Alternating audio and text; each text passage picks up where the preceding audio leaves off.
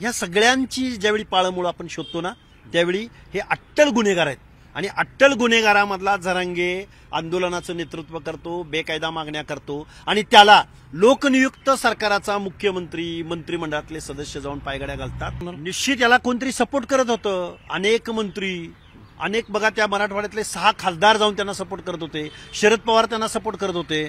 आता शरद पवारांची बाईट घेतली पाहिजे। खरं तर ज्या जरांगेंना तुम्ही सपोर्ट करत होता त्या जरांगेचे सगळे कार्यकर्ते आज तडीपारीच्या कारवाईला सामोरं जात आहेत आणि दुसऱ्या बाजूला नदीची चाळण करता, वाळू विकता, जी कायद्यानं मनाई आहे ज्या गोष्टीला, कसलं ह्या लोकांच्या हातात मराठा समाजाच्या आरक्षणाची लढाई या लोकांची कल्चर वगैरे सगळं। अरे जेसीबी फुलं कुणी वाटली, फुलं कुणी उधळली, जरांगेंना बसायला गाडी होती ती कुणाची होती?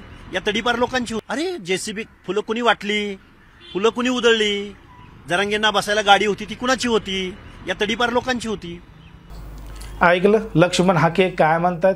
लक्ष्मण हाकेंनी थेट मनोज जरांगे पाटलांवर आरोप केलेला आहे की मनोज जरांगे पाटलांना बसायला जी गाडी आहे, त्यांच्यासोबत असणाऱ्या ज्या गाड्या आहेत आणि मनोज जरांगे पाटलांच्या आंदोलनांवर, सभांवर केलेला जो खर्च आहे तो वाळू चोरांनी केलेला आहे। पण मात्र खरंच त्या पद्धतीनं आहे का, हेच आपल्या या सगळ्या व्हिडिओमध्ये सविस्तरपणे पाहायचे। पण जर तुम्ही अजूनही आपलं चॅनल सबस्क्राईब केलं नसाल तर लगेच सबस्क्राईब करून घ्या आणि बाजूला असणाऱ्या बेल नोटिफिकेशनला सुद्धा ऑन करायला विसरू नका। जालना जिल्ह्यामध्ये प्रशासनाच्या वतीनं जालना जिल्ह्यातील काही वाळू चोर आहेत, वाळू तस्कर आहेत, यांच्या विरोधात गुन्हे दाखल झालेले आहेत।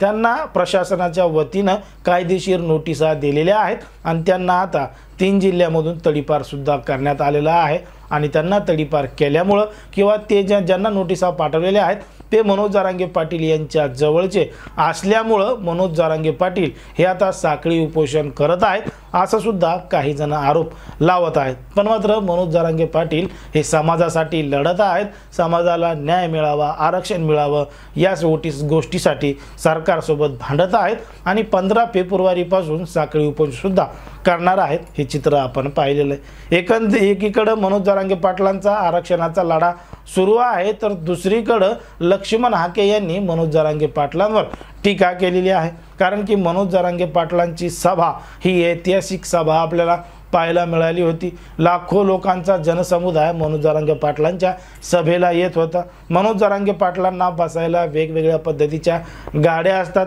मनोज जरांगे पाटील यांच्या स्वागतासाठी जीसीपी मधून पुष्पवृष्टी केली जात होती, फुलांची उधळण होत होती। मग मात्र हे सगळं कोण करत होतं असा प्रश्न उपस्थित केला जात होता।